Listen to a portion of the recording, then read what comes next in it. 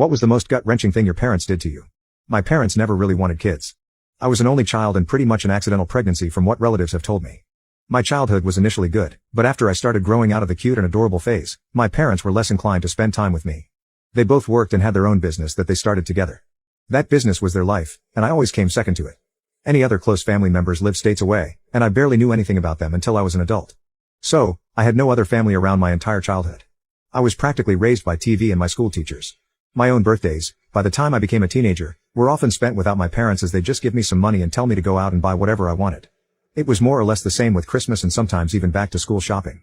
After I turned 10, my parents no longer wanted to buy a tree at all. I had to convince my parents to buy a fake one that I could build up and then take apart later every year. When I turned 16, I asked my parents if I could work part-time for them at their business. They rejected me immediately and told me they didn't have any open spots. They may as well have just come right out and said they didn't want me there. After I turned 18, my parents told me that since I was an adult, they expected me to move out as soon as I was able. I was working part-time because I was still in high school and I didn't have anywhere near enough saved for college.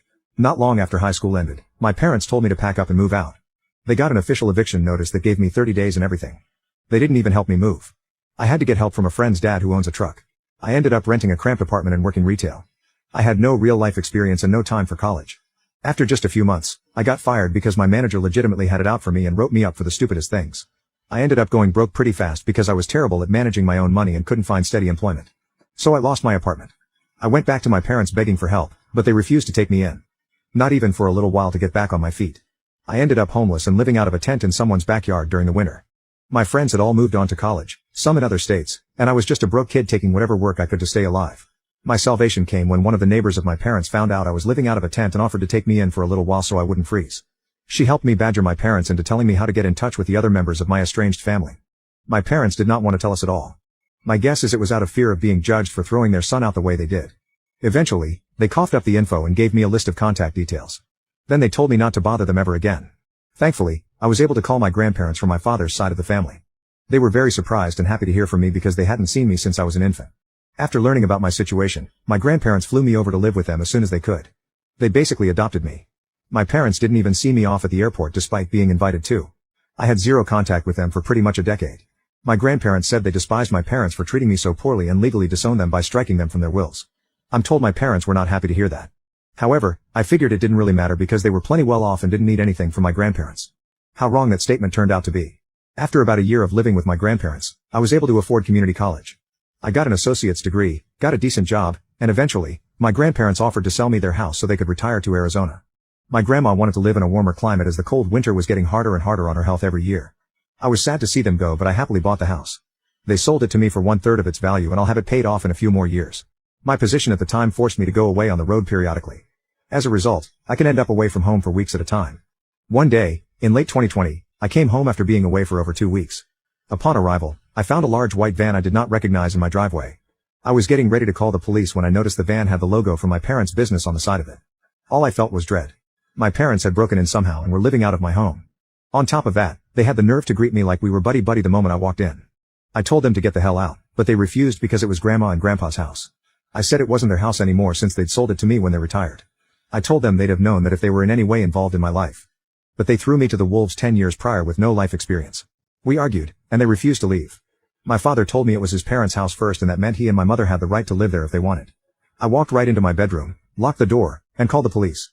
When the cops showed up, they were of no help. My parents claimed to them that they had already been there long enough to have residency, which was a complete lie. Unfortunately, I had no cameras to prove they weren't there a month. My neighbors had no cameras either. As a result, it was my word against my parents over how long they'd really been there, and they were claiming squatters' rights. They told the police they had a verbal rental agreement with me, and that I was trying to illegally evict them for no reason. My mother even put on the waterworks when saying that. The police told me it was a family dispute, and to file eviction with the courts to get them out. Since this was in 2020, getting to court for anything took longer because of the pandemic. Meanwhile, my parents were squatting in my house rent-free and rubbing it in my face. From the information I got out of them, their business went bankrupt and they sold off almost everything they had to pay their debts. All they had left was the van and a few personal belongings, so they expected to live in my house rent-free for the foreseeable future. They were working too. Both of them soon got new jobs. My father as a delivery driver, my mother as a sales associate. They were making money, and the only things they contributed to were electricity and water utilities. They basically just handed me a $100 bill every month and said I should be grateful they were paying me anything. Anytime I tried to discuss proper rent with them, they just said I owed it to them to live rent-free because I took 18 years of their lives. They then told me to be thankful that they weren't demanding the money back for that time. When I argued back, they threatened to stop helping with the utilities altogether. I was so at my wit's end that I ended up calling my grandparents to explain the situation to them. They were very unhappy and spoke with my parents, but they still said they had the right to stay in my home. They refused to budge. My grandpa told me he was sorry it had come to this and that if they hadn't sold me the house, my parents wouldn't have invaded. I told him not to worry. I'd already filed for a legal eviction and would get it soon enough. I told him my parents already knew that they were on borrowed time. I made sure to say that in earshot of them too. They responded with the silent treatment. My father was away most of the time driving a delivery vehicle 6 days a week, which was a job really not to his liking. My mother basically tried to take over my house in her spare time. She demanded I let her rearrange my living room. At one point, she even tried to force me to give her and my father the master bedroom. She argued that they were my parents, and they deserved better. I vetoed both of those things and said they don't deserve better, and to stop trying to act like I owe them anything. I didn't ask to be born, and it's a normal obligation for parents to raise their own children. I told her I knew they were trying to assert dominance to try and keep me from kicking them out. I let her know her time was coming soon enough. Finally, after 4 months and now into early 2021, I managed to take my parents to court over their squatting. We only needed to go to court because they fought the eviction and tried to gaslight me into rescinding it. They tried to use the fact that it was formerly my grandparents' house and attempted to use the $100 monthly payments as some sort of leverage. However, there was no real rental agreement, and they were smart enough not to forge one as that would have been fraud. In the end, the judge ordered that they needed to be out in a maximum of 30 days because they have zero claim on my house. After court, they confronted me and said they were disappointed in me for kicking out my own flesh and blood. I couldn't help but laugh. I called them hypocrites because that's exactly what they did to me without a care in the world for my well-being. They had no love for me, so I have no love for them. I owed them nothing. They just tried to act like everything that was mine was theirs, but they had no right to call themselves my parents because they've never really acted like it. I called them a pair of snobby, lying, and now broke narcissists to their faces, then told them to get their affairs in order. They knew I wouldn't hesitate to call the police if they didn't leave my house when the 30 days were over. My father looked enraged, but my mother stopped him from saying or doing anything by grabbing his shoulder and shaking her head. He sneered at me and walked away. I just laughed in his face. They eventually left, but not without a lot of difficulty. That final month was spent with them either guilting me to try and make me change my mind or completely ignoring me. I put up a calendar in the living room and checked off each day before they had to leave with a red marker. The exact day they were to be out was marked with a big red circle. I still remember that final day was March 2nd. My parents waited until the exact day they had to leave my home for good before they finally left. What's even funnier is that they had been so convinced they could make me let them stay that they didn't bother to look for an apartment until after the court eviction went through. My mother spent weeks scrambling to find an apartment. They had to get a tiny and cramped studio apartment in the next city over because it was the only thing they could find on such short notice. It was a lot like what I had to do when I was 18. Quite ironic. I drove my mother over to see it once, and the apartment was terrible.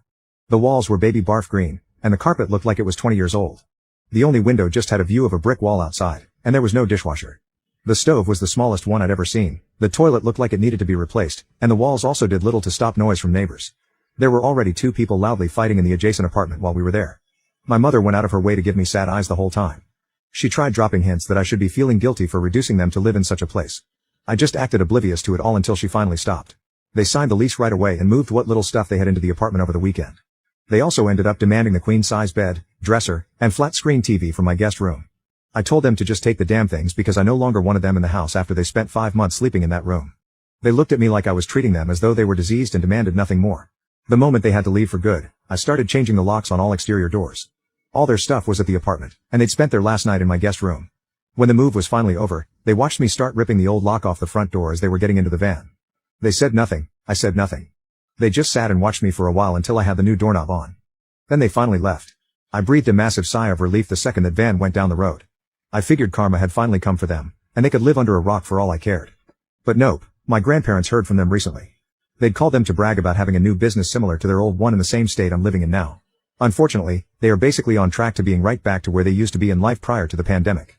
I've already Googled their new business, and it seems like it's doing well. They have many positive reviews and everything. I'm pretty freaking resentful, truth be told. They put me through being homeless, squatted pretty much for free at my house for months, then went right back to being the snobby wine-drinking business people they used to be. If karma is real, it's taking too damn long.